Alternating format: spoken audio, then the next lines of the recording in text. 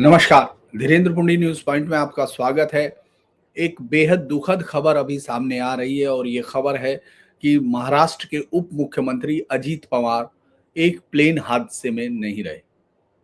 ये प्लेन हादसा आज सुबह हुआ जब वो बारामती जा रहे थे और सुबह 8:45 के करीब का ये हादसा था और जब वो वहां से प्लेन लैंड कर रहे थे एयरपोर्ट पर लैंडिंग थी उसी समय बारामती एयरपोर्ट पर ये हादसा हुआ। प्लेन में अजीत पवार के साथ उनके पर्सनल असिस्टेंट, सुरक्षा कर्मी और प्लेन स्टाफ की भी जान चली गई है। अब तक की जो जानकारी ये है कि पवार जो है मुंबई से एक प्राइवेट प्लेन के साथ बारामती गए थे। वहां वो लैंडिंग के दौरान प्लेन जो है रनवे से नीचे उतर गया। नागरिक उड्डयन मंत्रालय ने भी हादसे में 5 लोगों के मारे जाने की पुष्टि की है। यानी ये जो शुरुआत में खबर भी आ रही थी कि वो घायल हैं, चोट है और उनको भर्ती कराया गया है, लेकिन मतलब उसको देखा जा रहा है, लेकिन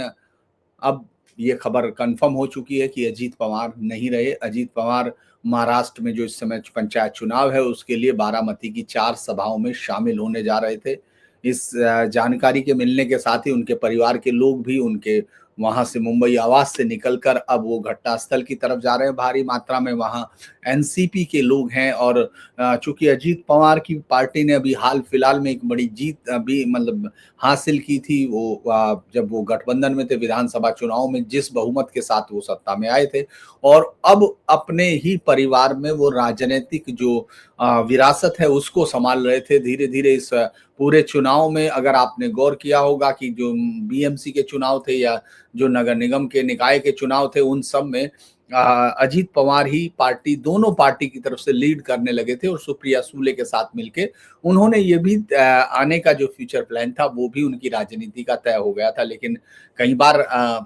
रास्ता आपको अलग मिलता है और इस तरह की एक घटना जो है भारतीय राजनीति में, ये अभी हाल फिलहाल में एक दूसरा हादसा है जिसमें इस तरह से किसी बड़े राजनेता को अपनी जान गंवानी पड़ी। आपको याद होगा कि ये जो हादसा हुआ था अहमदाबाद से प्लेन के उड़ते वक्त, उस वक्त गुजरात के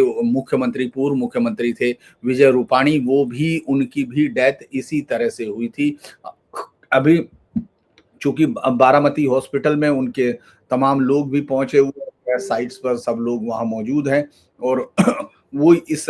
हादसे की तो पुष्टि कर ही चुके हैं और पूरे महाराष्ट्र में अगर हम लोग देखते हैं तो इस समय काफी राजनेताओं के बयान भी आने लगे हैं जो इस दुखद घटना पर सब लोगों का जवाब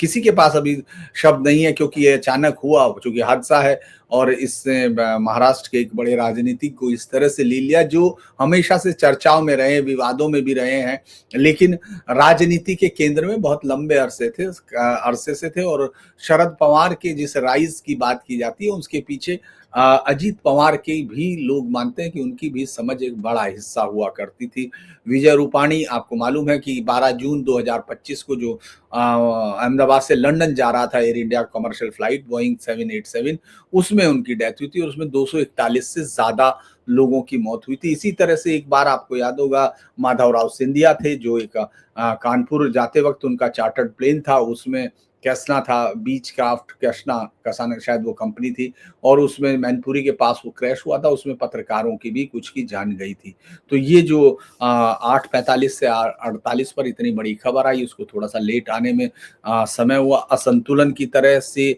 हुआ। अब सुप्रिया सूले, सुनेत्रा पवार, पार्थ पवार दिल्ली से, वो दिल्ली में थे, वो यहाँ से निकलकर वहाँ की तरफ बढ़ चुके हैं और चूंकि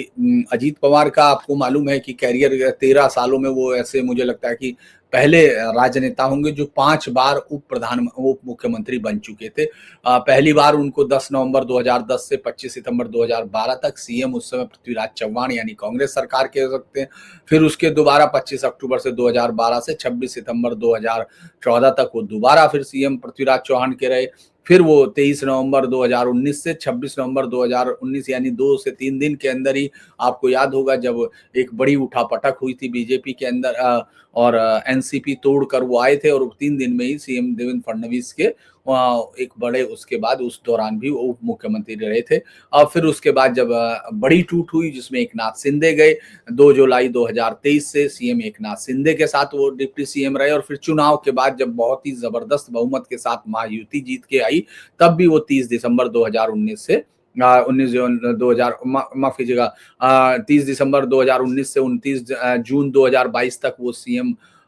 पवार के उसके साथ रहे, उद्धव ठाकरे के साथ। और अब वो जो है एनसीपी की इसके बाद जीत के आई थी जब महायुति, तो उसमें भी ये थे। अब तमाम लोग एक एक अपडेट सुन के आ रहे हैं। उनकी पत्नी और बहन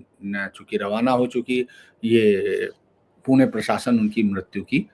पुष्टि भी कर चुका है। बड़ा हादसा है जो राजनीति के में महाराष्ट्र की राजनीति में एक नए समीकरणों की शुरुआत हो सकती है, लेकिन इस वक्त राजनीति की नहीं, उनके परिवार में जो